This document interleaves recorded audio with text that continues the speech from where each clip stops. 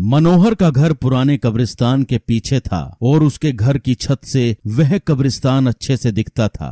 वह रोज उस कब्रिस्तान को पार करके ही अपने काम पर जाता था। मनोहर के 2 बच्चे थे और दोनों बच्चे बड़े ही शैतान थे। बड़े बेटे का नाम रोकी और छोटे बेटे का नाम विक्की था। एक बार गर्मी की छुट्टियों में रोकी और विक्की की बहन सोनिया भी आई हुई थी। तीनों मिलकर रात के लगभग 12 बजे एक रूम में ट्रूथ और डेयर खेल रहे थे। रोकी सोनिया से पूछता है कि तुम ट्रुथ लोगी या डेयर। सोनिया डेयर लेती है और पूछती है कि तुम लोग कुछ खतरनाक करने के लिए तो नहीं कहोगे ना। ये हुई ना बात, तो जाओ अब छत पर से घूम करके आओ और छत पर रखे गमले में से फूल तोड़कर लाना, तभी हमें पता चलेगा कि तुम छत पर से आई हो या नहीं। तो छत पर से तो कब्रिस्तान दिखता है। नहीं, मैं नहीं जाऊंगी वहाँ पर। रोकी और विक्की दोनों सोनिया को छत पर जाने के लिए जबरदस्ती बोलते हैं। सोनिया छत पर जाती है और जैसे ही गमले में लगे फूल की तरफ बढ़ती है, तभी उसकी नजर कब्रिस्तान की ओर पड़ती है। कब्रिस्तान में एक बड़ा सा सूखा पेड़ होता है। वह देखती है कि उस पेड़ पर एक सर कटी हुई उल्टी लाश